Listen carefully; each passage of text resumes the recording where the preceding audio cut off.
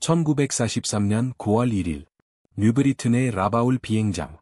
사부로 사카이 소령의 손은 정보보고서 이에 멈추었습니다. 그는 1년 전 미군 포수에게 잃었던 다른 한쪽 눈 대신 남은 한쪽 눈으로 보고서를 훑었습니다. 눅눅한 작전 텐트 안에서 그는 보고서의 내용을 보고 크게 웃었습니다. 미국인들은 폭격기만큼 무겁고 수송기만큼 넓은 새로운 전투기를 생산했습니다. 그들은 이 전투기를 헬캣이라고 불렀습니다. 일본 정부에 따르면 헬캣은 저희 제로 전투기의 2배나 되는 무게였습니다. 이것은 또 다른 미국의 설계 실패였습니다. 텐트 덮개를 통해 그는 천공 강철 판자 위에 정렬된 제로 전투기 편대를 볼 수 있었습니다. 날렵하고 민첩하며 치명적이었습니다. 2년 동안 이 항공기들은 태평양 상공을 지배했습니다. 영국의 허리케인, 미국의 P-40, 네덜란드의 브루스터 버팔로 모두 제로 전투기의 총 앞에 쓰러졌습니다. 미국인들의 가장 최근 시도인 이 부풀어 오른 헬캣도 다르지 않을 것이었습니다. 사카이 소령이 몰랐던 사실이 있었습니다. 그날 아침 브리핑을 위해 모인 일본 해군 조종사들 누구도 몰랐던 사실이었습니다. 정확히 30일 뒤, 이 실패작은 일본 해군 항공대의 체계적인 전멸을 시작할 것이었습니다. F-6F 헬캣은 공중전에서 19대 1의 격추율을 달성했습니다. 헬캣은 적기 5223대를 격추하고 270대만을 잃었습니다. 이는 항공모함 전투를 변화시켰습니다. 헬캣은 일본의 공군력을 무너뜨렸고 제로 전투기의 지배가 치명적인 가정 위에 세워졌음을 증명했습니다. 공중 우세의 수학은 잘못된 모습으로 무겁게 비행하며 일본이 완성한 모든 원칙을 위반하는 듯한 항공기에 의해 다시 씌워질 참이었습니다. 그러나 6개월 안에 지금 정보 보고서를 비웃는 바로 그 조종사들은 집으로 마지막 편지를 쓸 것입니다. 그들은 헬캣을 만나는 것이 통계적으로 확실한 죽음을 의미한다는 것을 알았기 때문입니다. 떠오르는 해의 절정. 1943년 9월의 일본 해군의 자신감은 오만이 아니었습니다. 그것은 수학이었습니다. 1941년 12월 7일부터 일본 제국 해군 항공대는 믿기 어려운 승률을 기록했습니다. 진주만에서 그들은 29대의 항공기를 잃는 동안 347대를 파괴했습니다. 필리핀에서는 7대를 잃고 100세대를 격추했습니다. 다인 상공에서는 2대를 잃고 30대를 격추했습니다. 영국 극동 함대의 항공 전력은 전멸당했습니다. 네덜란드 동인도 공군도 며칠 만에 제거되었습니다. 이러한 지배력의 중심에는 미쓰비시 A6M 제로 전투기가 있었습니다. 이 항공기는 전투기 설계의 규칙을 다시 썼습니다. 1942년 미군 엔지니어들이 노획된 제로 전투기를 테스트했을 때 그들은 처음에 그 성능 수치를 믿으려 하지 않았습니다. 제로 전투기는 폭격기만큼의 항속거리를 가졌습니다. 또한 복엽기만큼의 기동성과 어떤 적기든 파괴할 화력을 자랑했습니다. 이는 불가능해 보였습니다. 87대의 확인된 격추수를 기록하며 일본의 에이스 중 에이스가 된 히로요시 니시자와 상등군조는 그의 해수된 일기에서 제로 전투기를 묘사했습니다.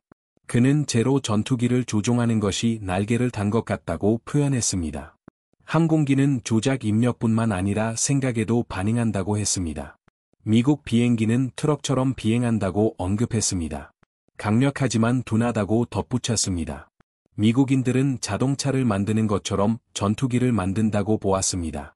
무겁고 과도하게 제작되었으며 낭비적이라고 설명했습니다. 제로 전투기는 혁명적인 설계 철학을 통해 기적적인 성능을 달성했습니다. 1급 기밀의 알루미늄 합금인 엑스트라 슈퍼 두랄루민은 유사한 미국 설계보다 30% 더 가벼운 구조를 만들었습니다. 조종사를 보호하는 장갑판은 없었습니다. 무게를 늘리는 자동 밀봉 연료 탱크도 없었습니다. 심지어 무게를 줄이기 위해 라디오도 종종 제거되었습니다. 모든 무게 단위가 성능을 위해 희생되었습니다. 정보 보고서에 대한 무시가 있었습니다. F-6F 헬캣에 대한 첫 보고서는 1943년 초 중립국 스웨덴 소스를 통해 일본 정보부에 도달했습니다. 그 사양은 선전이거나 고의적인 허위 정보처럼 보였습니다. 이 항공기는 연료를 가득 채웠을 때 12,186파운드의 무게였습니다. 반면 제로 전투기는 5,800파운드였습니다. 헬캣의 날개 면적은 334제곱피트였고 항력이 큰 성형 엔진을 가졌습니다. 헬켓은 2400발의 탄약, 조종사 보호롱 장갑판, 방탄 유리, 250갤런의 랄로를 담을 수 있는 자동 밀봉 랄로 탱크를 탑재했습니다. 진주만 공격을 계획했던 전술 천재 미노루 겐다 대령은 연합함대 사령부에서 사양을 검토했습니다. 일본 방위성 기록에 보존된 그의 분석은 무시하는 태도였습니다. 그는 미국인들이 아무것도 배우지 못했다고 말했습니다. 이 헬켓은 기계의 무게로 조종사의 기술을 극복하려는 그들의 실패한 철학의 연속이라고 보았습니다. 겐다 대령은 제로 전투기가 헬켓 주변을 맴돌며 비행할 것이라고 예상했습니다. 수학적 계산은 그의 평가를 지지하는 듯 보였습니다. 제로 전투기의 날개 하중은 제곱피트당 22파운드였으며 612피트의 선의 반경을 가졌습니다. 헬켓의 날개 하중은 제곱피트당 36.5파운드로 900피트가 넘는 선의 반경을 시사했습니다. 모든 일본 전투기 전술의 기본인 선의 전투에서 헬켓은 무력할 것이었습니다. 첫 대면은 1943년 9월 30일 마커스 섬에서 이루어졌습니다. 요시오 후쿠이 1등 상사는 정찰 임무를 호위 비행하던 중 이들을 발견했습니다. 남동쪽에서 상승하는 6대의 지풀은 항체였습니다. 그의 사후 보고서에 기록된 첫 생각은 이랬습니다. 이상한 방향으로 비행하는 B-25 폭격기였습니다. 그들이 선회했을 때 그는 특유의 실루엣을 보았습니다. 단일 엔진, 거대한 동체, 그리고 몸체에 비해 너무 짧아 보이는 날개였습니다. 그는 F-6F형 전투기와의 첫 교전이었다고 기록했습니다. 그의 초기 인상은 이랬습니다. 미국인들이 어뢰 폭격기에 전투기 기관총을 장착하고 표준 전술로 교전했다고 보았습니다. 표준 전술은 제로 전투기의 우월한 선회율을 사용하여 적기의 후방을 잡는 것을 의미했습니다. 후쿠이 1등 상사는 급강하 선회를 시작하며 무거운 미군 전투기가 직진할 것이라고 예상했습니다. 이를 통해 그는 적기의 6시 방향으로 파고들 수 있을 것이라고 생각했습니다. 그러나 전례 없는 일이 일어났습니다. 헬켓은 도망치지 않았습니다. 후쿠이와 함께 선회하려고도 하지 않았습니다. 헬켓은 수직으로 상승했습니다. 프렛 앤 히튼이 R28000 더블 와스프 엔진은 2000마력의 출력을 냈습니다. 이는 제로 전투기의 나카지마 사카이 1130마력보다 700마력 더 높은 힘이었습니다. 헬켓은 분당 3500피트의 속도로 상승했습니다. 후쿠이 1등 상사는 헬켓을 따라가려 했지만 제로 전투기가 중력에 맞서 싸우면서 그의 비행 속도가 떨어지는 것을 보았습니다. 15000피트 상공에서 헬켓은 그 무게로는 불가능해야 할 기동을 수행했습니다. 해머헤드 턴으로 헬켓은 후쿠이의 후방에 직접적으로 떨어졌습니다. 미군은 400m 거리에서 발포했다고 후쿠이는 보고했습니다. 예상했던 4정이 아닌 6정의 기관총이었습니다. 활약의 양은 전례 없었습니다. 그의 항공기는 3초 만에 17발의 피격을 받았습니다. 오직 스핀에 빠져야만 탈출할 수 있었습니다. 후쿠이 1등 상사는 살아남았습니다. 그는 구멍이 숭숭 뚫린 제로 전투기를 타고 간신히 마커스 섬으로 돌아왔습니다. 그의 편대원인 마사우 2등 상사는 돌아오지 못했습니다. 그들이 호위하던 정찰기도 돌아오지 못했습니다. 헬켓이 첫 승리를 거두었습니다. 이것은 무게의 낙설이었습니다. 1943년 10월 5일 14기동함대가 웨이크 섬을 공격했습니다. 시가 요시오 중위는 252 비행대대의 12대의 제로 전투기를 이끌고 요격에 나섰습니다. 이는 또 다른 성가신 습격처럼 보였습니다. 미군 항공모함은 몇 달 동안 이러한 치고 빠지는 공격을 감행했습니다. 보통 일본 전투기들이 완전히 교전하기 전에 도주했습니다. 하지만 이번에는 달랐습니다. 시가 중위는 그의 일기에 2만 피트까지 상승했다고 기록했습니다. 그들 아래에는 3개 편대로 나뉜 12대의 F-6F 전투기가 있었습니다. 우리는 모든 유리한 점을 가지고 있었습니다. 고도, 이치, 기습이었습니다. 승리는 확실했습니다. 이어진 교전은 일본의 전술 거리를 산산조각 냈습니다. 제로 전투기들이 헬켓에게 급강하했을 때 미군 전투기들은 흩어지거나 선회하려 하지 않았습니다. 그들은 대항을 유지하며 완만한 강하로 가속하여 높은 에너지를 유지했습니다. 제로 전투기들이 최대 사거리에서 운 좋은 명중을 바라며 발포했을 때 헬켓은 그 공격을 단순히 흡수했습니다. 헬켓의 장갑은 조종사를 보호하는 212파운드의 장갑판을 포함했습니다. 또한 오일 시스템 주변에 110파운드의 장갑이 있었고 수십 발의 피격을 견딜 수 있는 자동 밀봉 연료 탱크도 있었습니다. 제로 전투기들이 급강하 공격에서 탄약을 소진했을 때 헬캣은 반격을 개시했습니다. 그들은 공중전을 벌이기 위해 선회하는 대신 자신들의 무게를 무기로 사용했습니다. 헬캣은 최대 출력으로 상승하라 제로 전투기의 엔진이 산소 부족으로 고전하는 고도에 도달했습니다. 25,000피트 상공에서도 헬캣은 여전히 1650마력을 생산했습니다. 제로 전투기는 900마력으로 떨어졌습니다. 시가 중위는 그들은 참새를 노리는 매처럼 우리에게 달려들었다고 기록했습니다.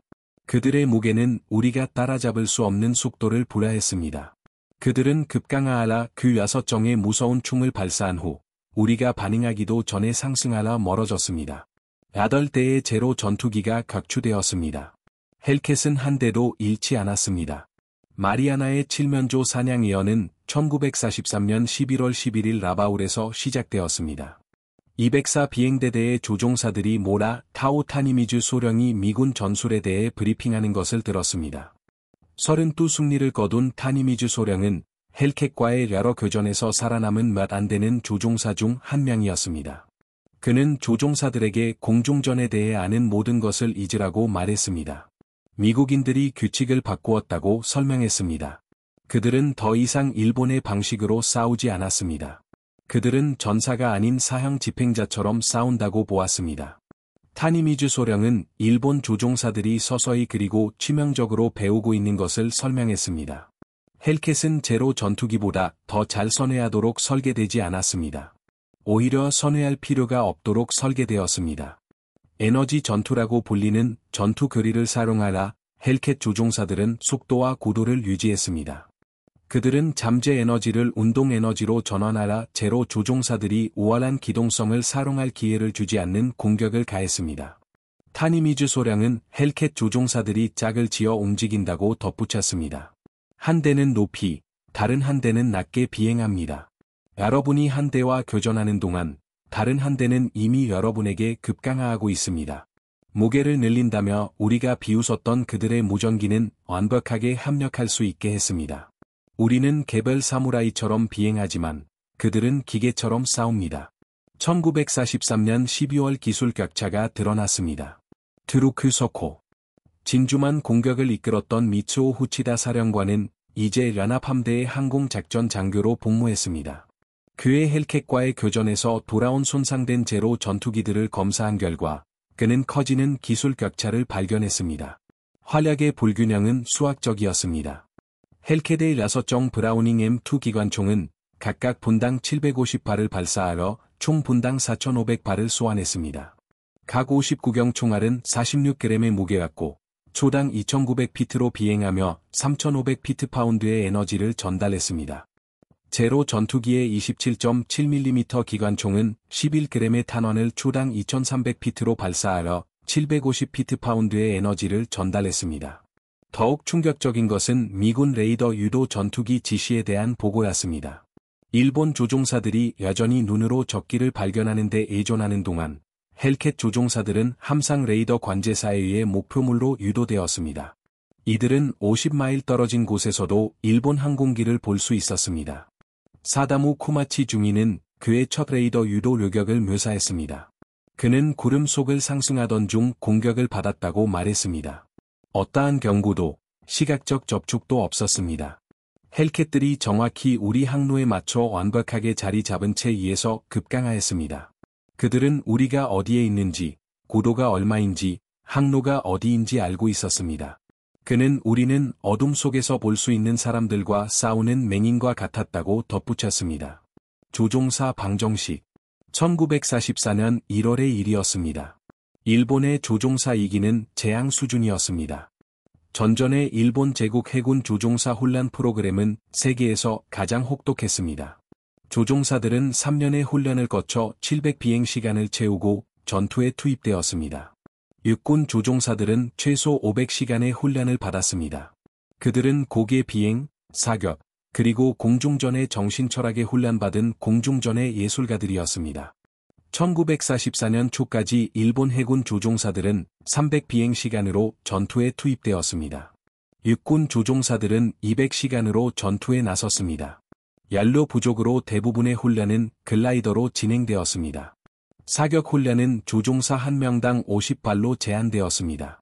편대 비행, 계기 비행, 무선 절차 모두 조종사들을 전선으로 서둘러 보내기 위해 제거되었습니다.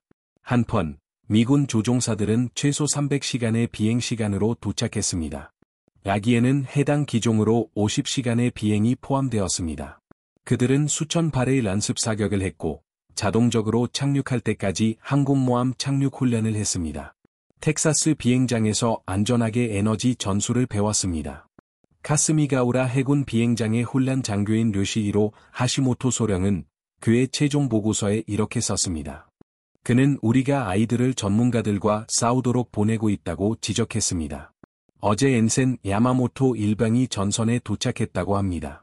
그는 비행 중 총을 발사해 본 적이 없었습니다. 연습용 탄약이 없었기 때문입니다. 그는 야간 비행을 해본 적이 없었습니다. 그러한 훈련을 위한 연료도 없었습니다. 그는 첫 전투에서 7분 만에 전사했습니다. 1944년 10월 12일에서 16일 대만의 개시. 대만 전투가 벌어졌습니다. 시게루 후쿠도메 중장은 미군 항공모함의 대만 공습을 막기 위해 모든 것을 쏟아부었습니다. 본토 훈련 편대에서 마지막으로 훈련받은 조종사들을 포함하여 700대가 넘는 항공기였습니다. 일본군은 화려한 승리를 주장했습니다. 26 항공모함과 전함은 침몰했습니다. 300대의 항공기가 파괴되었습니다. 조종사들이 기환하고 기관총 카메라 영상이 현상된 후에야 발견된 실제 상황은 참담했습니다. 실제 미국의 손실은 89대의 항공기였습니다. 일본은 329대의 항공기와 거의 모든 숙련된 조종사를 잃었습니다. 마단테는 생존자 중 한 명인 사타키 아카마츠 중위는 그의 해고록에서 그 학살을 묘사했습니다. 헬켓은 모든 고도에서 기다리고 있었습니다. 우리가 상승할 때 그들은 우리 위에 있었습니다. 우리가 하강할 때 그들은 아래에 있었습니다. 그들은 하늘을 격자로 나누었고 각 구락은 한 비행대가 담당했습니다. 이것은 전투가 아니었습니다. 이것은 조직적인 말살이었습니다. 이대한 마리아나 칠면조 사냥은 1944년 6월 19일에 일어났습니다. 필리핀 해에서 일본 해군은 재편성된 항공모함 전략을 하고 작전에 투입했습니다. 이 결정적인 전투는 태평양에서 미국의 항공모함 전략을 파괴할 목적이었습니다. 9척의 항공모함과 450대의 항공기, 그리고 그들의 최고 숙련 조종사들이 투입되었습니다. 이에 맞서는 미군은 15척의 항공모함과 956대의 항공기로 구성된 제-58 기동함대였습니다. 이 중 450대는 F-6F 헬켓이었습니다. 자바로 오자와 제독은 일본 조종사의 기술과 제로기의 항속거리 우위가 승리할 것이라고 확신하며 4차례의 파상 공격을 개시했습니다. 69대의 항공기로 구성된 첫 번째 공격대는 오전 8시 30분에 발진했습니다. 미군 레이더는 150마일 밖에서 그들을 탐지했습니다. 헬켓은 완벽한 위치 선정을 통해 요격에 투입되었습니다. 고도 우위, 등을 지는 태양, 그리고 일본군 사각지대에서의 접근이었습니다. 전투기 호위를 이끌던 젠지 아르베 중위는 교전 몇 분 전에 헬켓들을 발견했습니다. 그들은 2만 피트에서 3만 피트 사이에 최소한 60대가 강철 커튼처럼 쌓아 기다리고 있었습니다. 우리는 18,000피트에 있었습니다. 모든 이 점은 그들의 것이었습니다. 교전은 12분간 지속되었습니다. 69대의 일본 항공기 중 42대가 격추되었습니다. 제15항공단의 항공단장인 데이비드 맥캠벨 소령은 그날 하루에 7대의 항공기를 격추했습니다. 그의 판대기 조종사 로이 러싱 중위는 6대를 격추했습니다. 맥캠벨은 다음과 같이 보고했습니다. 제로기들은 우리와 선회전을 시도했습니다. 우리는 단순히 거부했습니다. 우리는 고공에서 급강하 공격을 감행하려 한 대를 격추시킨 후 고도로 다시 급상승했습니다. 그들이 따라오려다 실속하면 다른 헬켓이 그들을 마무리했습니다. 그날 하루가 끝날 무렵 일본은 346대의 함재기와 50대의 지상 기반 항공기를 잃었습니다. 미군의 손실은 모든 원인을 통틀어 30대의 항공기였습니다.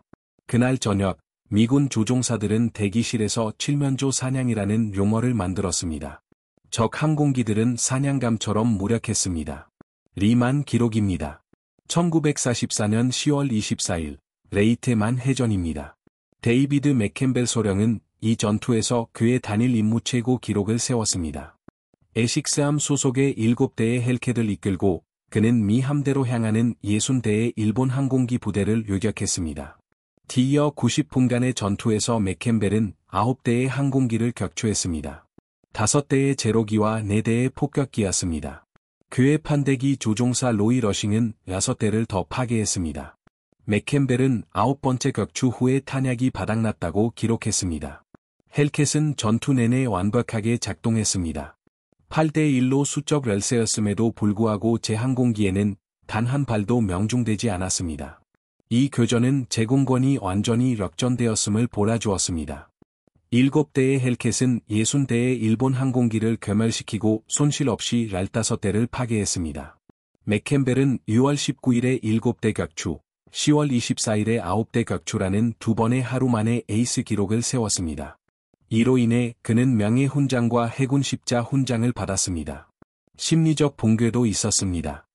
필리핀 해와 레이테만 전투 이후 생존한 조종사들 사이에서 일본 군사 심리학자들은 헬캣 정신병이라는 용어를 사용했습니다. 오자와 제독은 전투 후 보고서에 다음과 같이 썼습니다.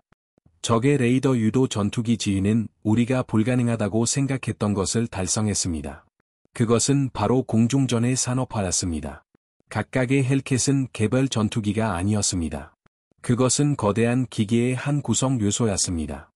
아무리 숙련된 우리 조종사라도 비행기가 아닌 시스템과 교전하고 있었습니다. 조종사 부족은 1945년 초에 매우 심각해졌습니다. 해군 조종사의 훈련 시간은 40에서 50시간으로 줄었습니다. 육군 조종사는 60에서 70시간이었습니다. 가미카제 조종사들은 총 40에서 50시간, 즉 약 7일간의 훈련만 받았습니다. 오키나와 대재앙은 1945년 4월부터 6월까지 일어났습니다. 그것은 빙산 작전이었습니다. 일본군은 오키나와 해상의 미 함대를 상대로 1900회의 가미카제 출격을 감행했습니다. 헬캣은 단순히 전투기가 아니라 자살 공격의 절박함에 맞서는 수호자가 되었습니다. 헬캣의 플라잉 서커스 비행대를 이끌던 유진 발렌시아 중위는 이 작전 동안 23대의 일본 항공기를 격추했습니다. 4대의 항공기로 구성된 비행대가 협동 공격을 사용하는 그의 전술적 혁신은 전통적인 일본 전술을 자살 행위로 만들었습니다. 발렌시아는 다음과 같이 설명했습니다. 우리는 우리가 예촉이라고 부르는 전술을 개발했습니다. 100야드 간격으로 가슴을 맞댄 4대의 헬캣이 고속으로 일본군 편대를 휩쓸었습니다.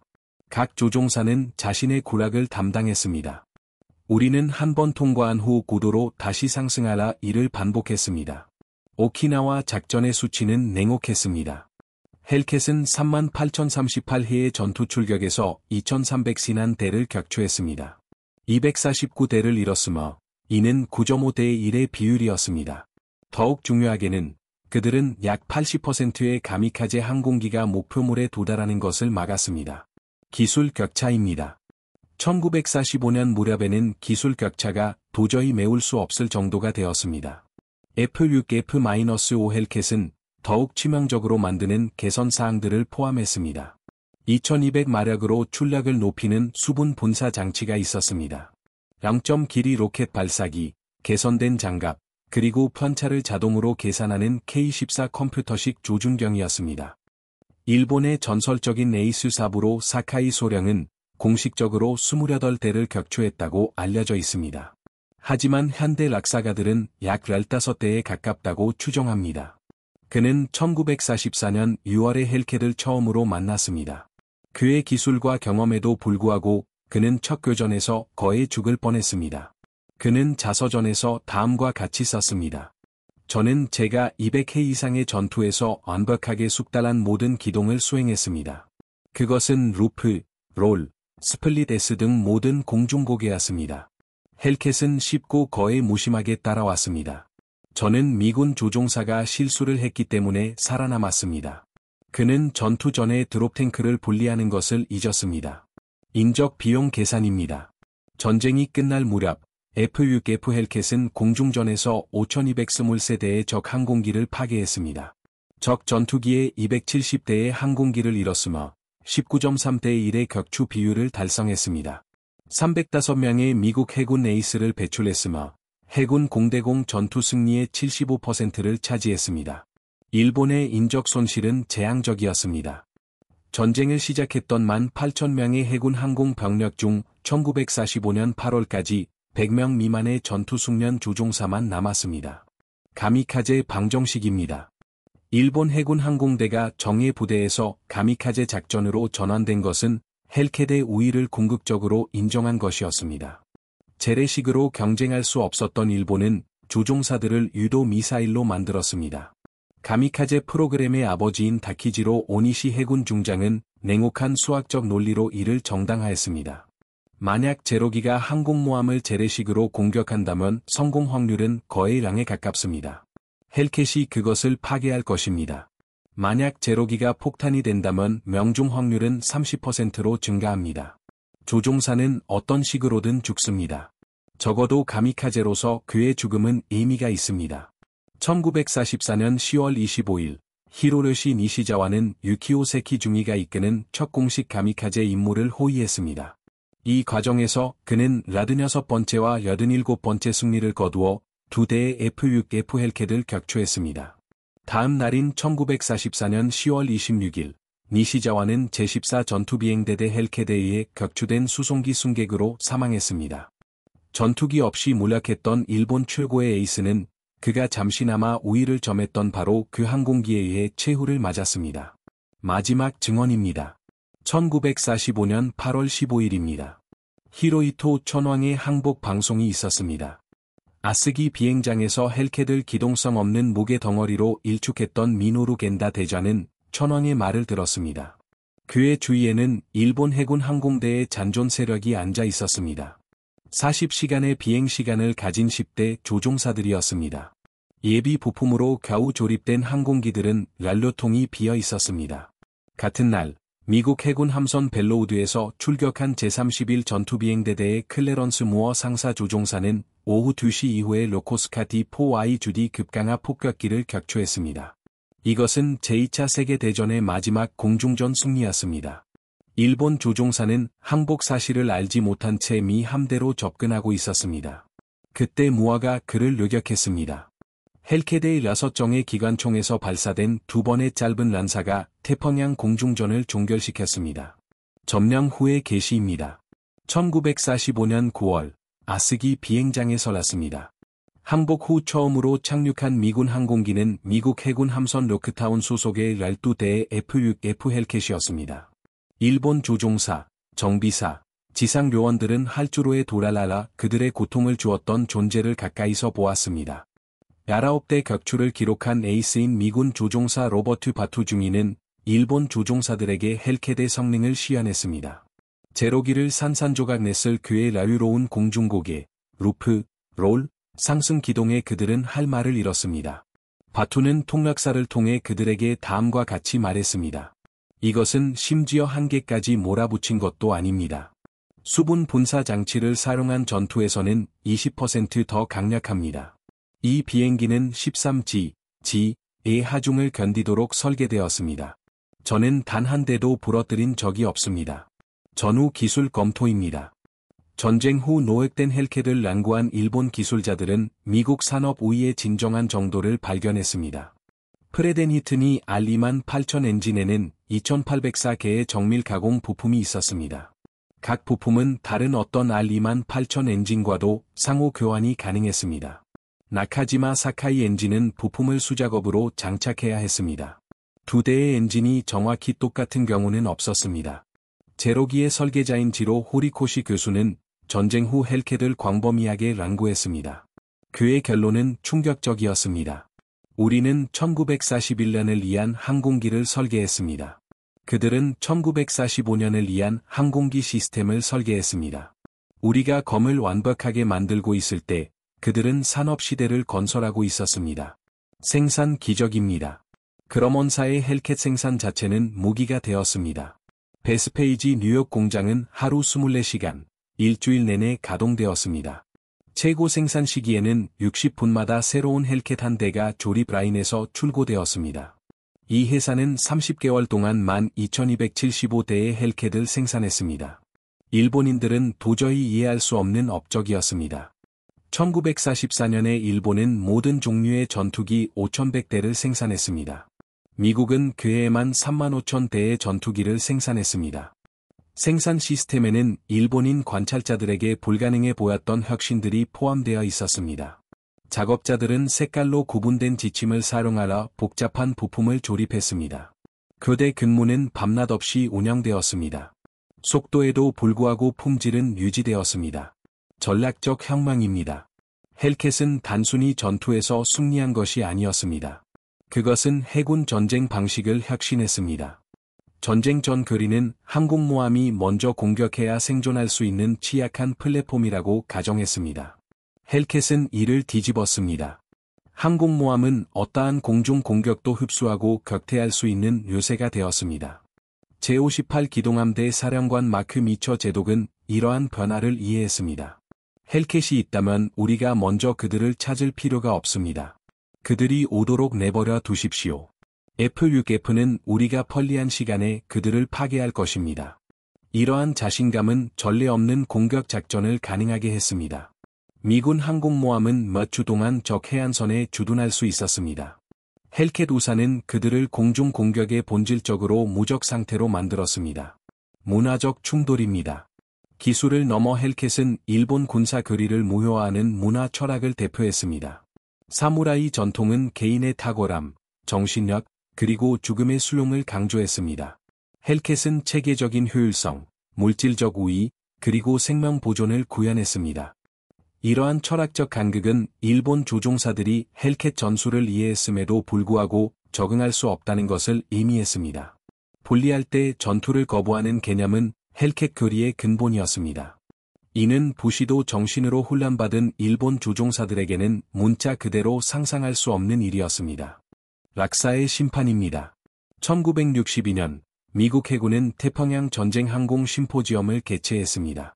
미국과 일본의 참전 용사들이 몰아 락사적 관점에서 갈등을 논의했습니다. 해군 최고의 에이스로 34대 격추를 기록한 데이비드 맥캠벨 대령은 단순히 다음과 같이 말했습니다. 헬켓이 태평양 공중전에서 승리했습니다. 그것은 일본 항공 전략을 파괴했고 우리의 승리를 피할 수 없게 만들었습니다. 사부로 사카이 소령은 다음과 같이 응답했습니다. 제로기는 우수한 전투기였습니다. 헬켓은 우수한 무기 시스템이었습니다. 우리는 너무 늦을 때까지 그 차이를 이해하지 못했습니다. 우리는 총격 전에 칼을 들고 가서 애 졌는지 이해해야 했습니다. 궁극적인 결산입니다. 헬켓의 지배력은 심오한 이야기를 담은 간단한 수학적 수치로 요약될 수 있습니다. 격추 비율은 19대 1이었습니다. 전체적으로 헬켓은 제로기에 대해 13대 1의 압도적인 우위를 보았습니다. 헬켓은 30개월 동안 총 12,275대가 생산되었습니다. 반면 제로기는 1943년부터 1945년까지 약 6,000대가 생산되었습니다. 헬켓으로 훈련받은 미국인 조종사는 5,000명이 넘었습니다. 1945년 8월까지 남은 일본인 조종사는 100명 미만만이 전투 능력을 갖추고 있었습니다. 필리핀에서 일본 함대를 지휘했던 오자와 지사부로 제독은 솔직한 평가를 내렸습니다. 그는 일본군이 헬켓을 비웃었다고 해상했습니다. 그들은 헬켓이 단순한 항공기가 아니라는 사실을 이해하지 못했습니다. 헬켓은 한 문명 전체의 전쟁 접근 방식을 나타냈습니다. 오자와 제독은 그들이 비웃음을 멈췄을 때 일본 공군은 이미 사라진 후였다고 덧붙였습니다. 마지막으로 사카이 사부로 중령의 이야기가 있습니다. 그는 2000년까지 살았던 전투기 조종사였습니다. 그의 마지막 인터뷰에서 헬켓에 대한 질문을 받았습니다. 그의 답변은 헬켓의 완벽한 지배력을 명확히 보여주었습니다. 사카이 중령은 제로기가 일본을 위대한 해군 강국으로 만들었다고 설명했습니다. 그러나 헬켓은 일본이 스스로 믿었던 만큼 결코 위대하지 않았음을 깨닫게 해주었습니다. 그는 일본인들이 자신들을 사무라이라고 생각했다고 말했습니다. 하지만 헬켓은 그들이 구식 무기를 든 평범한 인간일 뿐임을 보여주었습니다. 그들은 미래에 맞서고 있었습니다. 그는 전쟁에서 살아남은 모든 일본인 조종사가 헬켓 조종사가 살려주었기 때문이라고 덧붙였습니다. 이는 궁극적인 패배를 의미했습니다. 적의 자비로 살아남는 것이었습니다. F6F 헬켓은 제로기보다 2배나 무거운 상태로 실전에 투입되었습니다. 제로기에는 없는 장갑을 갖추고 있었습니다. 일본이 만들 수 없는 엔진으로 구동되었습니다. 일본군이 대적할 수 없는 무기로 무장했습니다. 일본군이 탐지할 수 없는 레이더의 안내를 받았습니다. 훈련에서 일본군과 비교할 수 없는 조종사들이 비행했습니다. 또한 일본군이 상상할 수 없는 숫자로 생산되었습니다. 일본인 조종사들은 헬켓을 비웃었습니다. 그들은 추가된 모든 무게가 약점이 아니라는 것을 이해하지 못했습니다. 오히려 그것은 산업민주주의의 힘을 상징했습니다. 이 민주주의는 전사들을 보호할 열의가 있었습니다. 그들이 이 사실을 깨달았을 때 그들의 웃음은 집으로 보내는 마지막 편지로 변했습니다. 조롱은 가미카제 임무로 바뀌었습니다. 자신감은 완전한 붕괴로 이어졌습니다. 헬켓은 단지 제로기를 물리친 것만이 아니었습니다. 그것은 전쟁의 모든 철학을 파괴했습니다. 현대 전투에서는 더 나은 시스템을 구축할 수 있는 국가가 승리한다는 것을 입증했습니다. 오직 더 나은 전사들만을 만들 수 있는 국가는 파괴되었습니다. 일본인 조종사들은 F6F 헬켓을 비웃었습니다. 하지만 헬켓이 최후의 승자였습니다. 헬켓은 언제나 그러했습니다.